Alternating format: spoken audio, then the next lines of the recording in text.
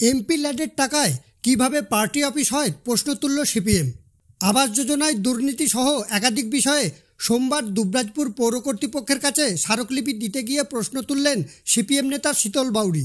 দুবরাজপুর পৌরসভার 12 নম্বর ওয়ার্ডে পুকুর পাড়ে নির্মিত একটি বাড়িকে ঘিরে প্রশ্ন তোলেন সিপিএম নেতা। এমপি ল্যাডের টাকায় নির্মিত হয়েছে ওই বাড়ি, যা তৃণমূলের পার্টি অফিস বলে অভিযোগ সিপিএম নেতার। আমাদের কাছে খবর রয়েছে একটা এমপি ল্যাডের টাকা পুকুর পাড়ে কি ভবন টবন নির্মাণ হচ্ছে এবং অলিখিত সেখানে অফিস টফিসও হয়ে যাচ্ছে।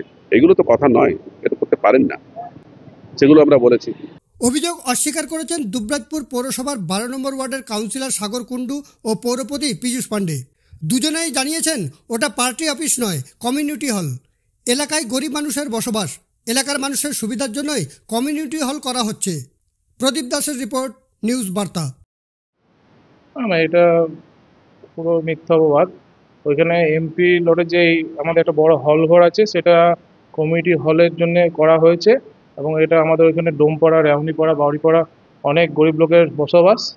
সেইখানেই তাদের অনেক কিছু অনুষ্ঠান বা অনেক কিছু মৃতকর্ম বা বিয়ের অনুষ্ঠান সব কিছুর সুবিধার জন্য ওইটা করানো হয়েছে তাদের জন্য। হ্যাঁ, ওই হল ঘরটা এমপি লটে 10 লাখ টাকা পাওয়া গেছে, ওইখান থেকে হয়েছে, কিন্তু ওইটা অনুষ্ঠান বাড়ির জন্য করানো হয়েছে। না না না, কোনো পার্টি অফিস না, ওইটা হয়তো ভুল বুঝছে বা ওইসব কিছু না।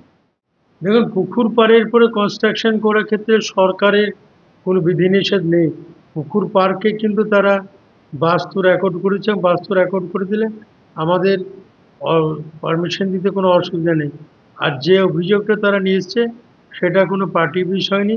দুবরাজপুর পৌরসভার 12 নম্বর ওয়ার্ডে সেখানে অনেকগুলি শিডিউল কাস্ট মানুষের বাস, 3টে পাড়া রয়েছে, ডোমপাড়া, রেওনিপাড়া, বাউরিপাড়া, অনেক গরিব মানুষের বাস। সেই এলাকাতে একটা কমিউনিটি সেন্টার, যাতে সেই এলাকার মানুষের কোনো বিবাহ অনুষ্ঠান, কোনো শ্রাদ্ধ, কোনো অন্নপ্রাশন হইতে বা যে কোনো ধরনের ওই ধরনের কোনো কাজে ব্যবহার করার জন্য কাউন্সিলরের সদিচ্ছায় আর মাননীয় সাংসদ শতাব্দী রায়ের 10 লক্ষ টাকা দিয়েছেন, সেখানে একটা কমিউনিটি সেন্টার করা হয়েছে, কোনো পার্টি অফিস নয়।